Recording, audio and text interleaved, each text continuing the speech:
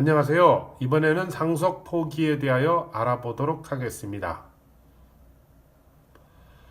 지난번에 한정승인에 대하여 말씀드렸습니다마는 한정승인은 어디까지나 상속인의 지위를 승인하는 것이지만 포기는 아예 상속인 되기를 거부하는 것입니다.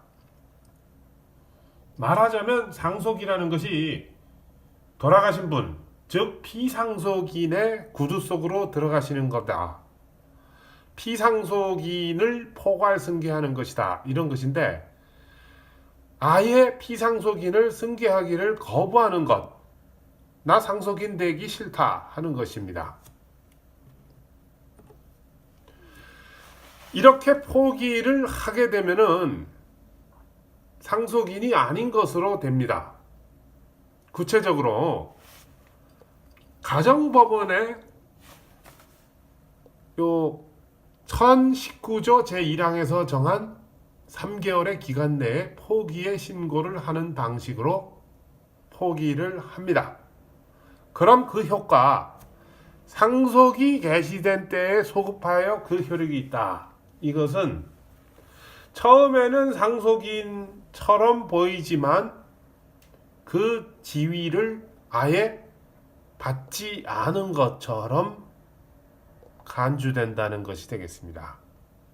그렇게 되면 그 사람은 상속인을 계산하는 데에서 아예 빠져버립니다.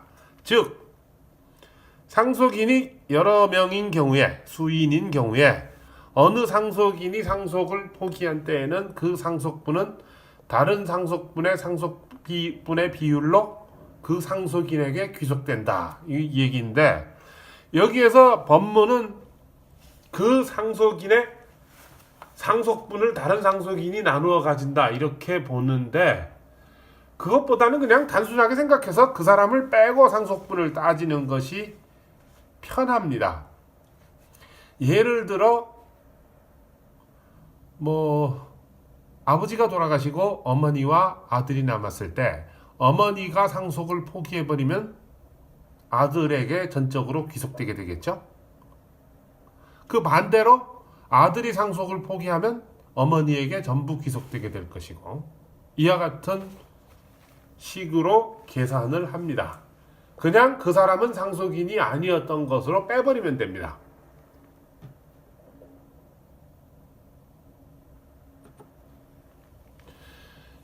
이 상속 포기는 원칙적으로 개인적인 결단이기 때문에 흔히 말하는 사해 행위가 되지 않습니다.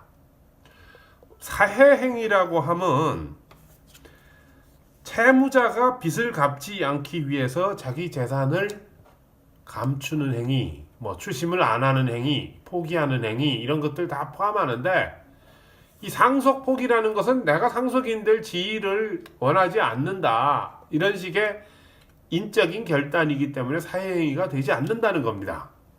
그래서 상속의 포기는 상속이 개시된 때에 소급하여 효력이 있고 포기자는 처음부터 상속인이 아니었던 것으로 된다. 이것은 민법 406조 제1항에서 정하는 재산권에 관한 법률 행위에 해당하지 아니하여 사회행위 취소의 대상이 되지 않는다는 것이 대법원 판결입니다. 예를 들어 어느 분이 빚이 무지하게 많은데 부모님이 재산을 남기고 돌아가셨을 때 그것을 상속을 받으면 빚을 갚아야 되겠죠. 그럴 때 상속을 차라리 포기를 해버리면 그것이 채권자에게 귀속되는 일은 없다는 얘기가 되겠습니다. 이것과 비슷한 법률 행위로서 협의 분할이라는 것이 있습니다. 예를 들어 상속 재산을 분할할 때 누구는 재산을 하나도 갖지 않는 식으로 분할한다. 이거죠.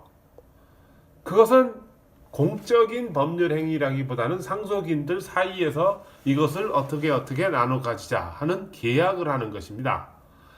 이것은 사해 행위가 된다는 것이 판례입니다.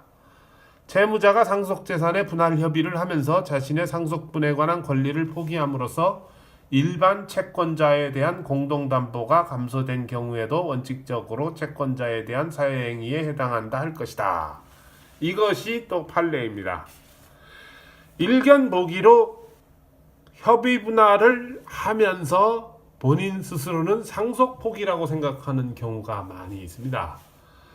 이게 상속 포기나 협의 분할이나 두 개가 다 같다고 실질적으로는 동일한 행위라는 생각인데 이 취하는 형식에 따라서 결과가 많이 달라질 수가 있습니다.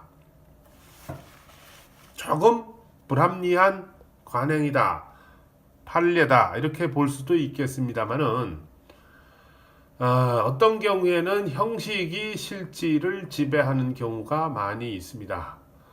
그래서 어떤 방식을 택할 것이냐에 관해서 법률 전문가의 조력이 필요할 때가 많이 있습니다.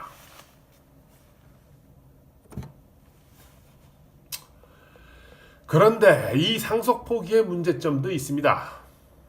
원칙적으로 협의 분할보다는 우월하지만 상속 포기의 문제점은 무엇이냐면은 다른 상속인이나 다음 순위의 상속인에게 영향을 미친다는 점이죠.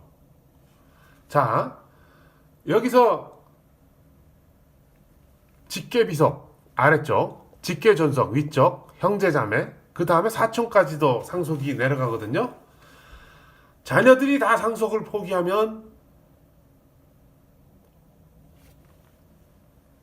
부모님한테로 갈 수도 있고 부모님이 이미 돌아가셨으면 형제자매에게도 갈 수 있고 그 형제자매도 포기하면 또 사촌에게까지도 채무가 넘어가게 될 수가 있죠. 그러니까 순차적으로 이 사람들이 다 상속 포기를 해야 되는 바로 그러한 문제점이 있습니다. 그래서 협의 분할이 아니고 뭐였죠? 한정 승인을 하는 것이 다른 상속인들에게 피해를 끼치지 않을 수 있어서, 즉 상속 포기를 하게 되면 다음 순위의 상속인들이 줄줄이 상속 포기를 해야 되는 문제점이 있기 때문에 한정 승인이 일견 나아 보입니다. 그런데 한정 승인도 한 가지의 문제가 있죠. 재산을 나누어 주기 위해서 공고를 행하여야 한다. 이런 문제점이 있고, 역시 한정 승인이나 포기나 일반 민사채권자들은 알 길이 없어서 그냥 소송을 제기하게 되는 경우가 있습니다. 그럼 대안은 뭐냐? 이런 것들을 번거롭게 일어나지 않기 위해서 어떤 일을 해야 되느냐? 상속 한정 승인을 하되 또는 하지 않아도 상속재산의 파산을 신청하는 방법이 고려되겠습니다. 다음 시간에 상속재산 파산에 대하여 다루도록 하겠습니다.